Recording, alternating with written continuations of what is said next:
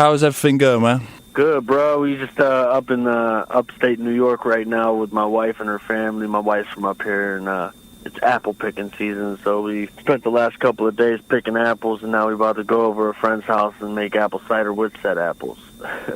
Nice one, man. That's pretty cool. What's that like out there? Is that like a kind of countryside? Oh, this is boondocks out here, yeah. They literally grew up on a dirt road. It's way out in the middle of nowhere. Nice, man. Well, my parents-in-law, they have like 200 acres of land, but then that 200 acres of land sits on like 900 acres of land. So it's pretty crazy big, wide open. Yeah, man, that sounds pretty cool. So you get to just browse around there, pick some apples, make some cider, chill out some more. Oh, yeah, man, it's beautiful out here. It's a great place one. to just come out and we come up here a few times a year. And yeah, man, I'm sure it is, man. Tell us about Omnigod Music. How's it going, man? How's the whole setup going? Killing it right now, to be honest. Omnigod is doing very, very well. We started this last summer. In January, we started a big push this past January and started growing really, really fast. And now we started back in January. I think we were up to like maybe 5 or 6, maybe 7 artists, and then quickly moved to 45 and then 75, and now we're just under 150. We have Christian hip-hop, gospel, art, rhythm and gospel, heavy metal, rock and roll, hardcore, post-punk hardcore. I mean, we got some incredible music on there now, man. And then we also moved into ministries. We got a whole bunch of different pastors and ministers and speakers with videos and bios on what they do, and all different kinds of clothing lines, and pretty crazy. It's pretty good. It's going well. Yeah, man. So, I mean, Omnigod Music, I mean, obviously, it's known as Omnigod Music, but I mean, it's rapidly becoming like, kind of like a Christian, I think I said this last time, but kind of like a Christian directory, isn't it? Yeah, because the way we operate, to start with, when we started this thing, we began with the idea of wanting to operate more like a church, because I felt like that within the Christian industry, the music industry and entertainment industry as a whole, there's a big lack of that type of a feeling when you're involved in music. And it's kind of like you go over here with this label, go over here with that label, and they all act like business all day long. Now, I'm about my business. I have a family, I got bills I got to pay, and so I'm about my business, and I try to be wise about it. But it's the way that we treat these artists and the way that we treat these ministers and these organizations and other labels that we get involved with and stuff that allows us to work closely with them versus a whole lot of other organizations who are so exclusive that they can't work with somebody. I mean, we are at a point where we can pretty much work with anybody because there's really no breach of contract. We're not forcing anybody to do anything that they don't want to do. Everybody that we have involved with Omnigod Music, we brought them in because we already love and appreciate and support what they already do. And so it's just amazing. And it allows us to grow at a much faster pace and bring in a whole lot more than just one genre of music or one type of music. Yeah, I mean, you've grown ridiculously fast. You got all different genres. I saw that from when obviously I'm in the group as well, and I saw the hard rock metal guys hitting me up and stuff like that. It was pretty cool. So it's good that you branched out so much like that. I mean, where do you see it going? Like, do you see a continual growth in just expanding to bring more of everything in, or are you just going to are you trying to focus on one area? Or? Here's the thing is I tend to focus really on one area, but I have a staff of people, so it allows us to focus on multiple areas. And that's what's nice about it. And then we have a team, we have a board of directors, and we have a team of decision makers. And everything that we decide we want to take a swing on goes through the decision-making process first, like the idea process, creating the idea. And then the next step is forming the organization around that idea and how can we make it happen. And then the last portion is decision-making. And the final decisions really run through myself, Aiden Littlefield, who's the vice president, OmniGod, and then Mark Gent, who lives in the UK in Northampton, and he is the operations supervisor for OmniGod Music all around, but he's also the president of OmniGod Music United Kingdom, and our our chairman of the board, Jason Covert. We make the final decision, but it's not really that difficult of a thing, because most of the stuff that we do, it all kind of has to do with Christianity. It all has to do with glorifying God, so it's not really a hard decision to make. And I'd say back in March, I was given the revelation through prayer as to what the purpose of this is. I always say that I can't really do stuff small. Me and small don't get along too well. Yeah. Like, my brain just always operates in big things. Like, I look big, big, big. And so in March, I was like, I know what the purpose is.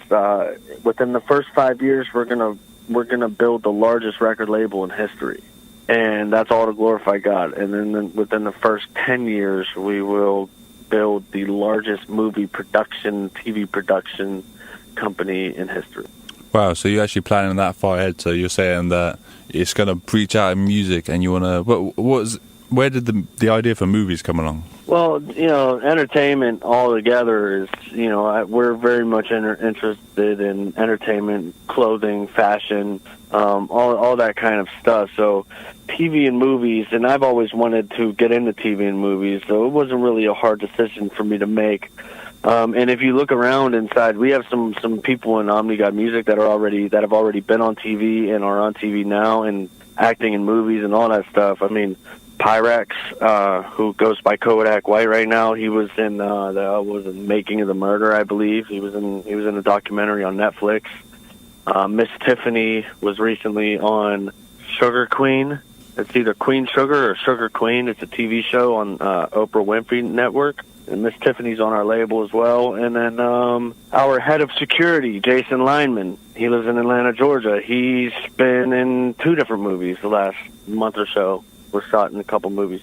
So it's only natural that we would get involved. I mean, without even doing it intentionally, it's kind of already happening. Yeah, that's pretty cool. I mean, so that's a big plan, though, to think that far ahead. So, I guess that's like you right now, you saying that's what you want to do. I guess in some form, in obviously in Christianity, we've got to say whatever God wants to do. So we're saying so far, like you're saying, OmniGod Music hopefully will be this, but who knows? So God's plan for it might be something completely different, or it might be that. Sure, yeah. I mean, it's it's happened before where I said this is what's going to happen, and God was like, no, this is what's going to happen. But we've prayed hard about it. I mean, I've spoken with many other artists, big artists like Seven from Hog Mob and so many others. I mean, the world over. I've talked with all different kinds of people, and everybody seems to think that it is a big feat to accomplish. However, I'm willing to accept the challenge because I just want to show the world that my God is really that big. Yeah. That he's really that powerful. Look at what the Church of God was able to do after Jesus was resurrected and laid the responsibility of the growth of the church on Peter. Look what happened. When Peter finally realized his purpose and what was going on, the scales fell off of Peter's eyes, and he was like, I see what it is now. Boom. I mean, it was like, it caught fire. And, the largest organization in the world, Christianity, was built. And it started with only like 120 people. And it started with only 12, right? I mean, it started with just a few guys, a few fishermen and a couple tax collectors. But look at what it grew into. And and I also look at this thing. I don't do that. I don't do this for money. We don't charge our artists ever. One of our policies is we will never charge for promotion, period, across the board.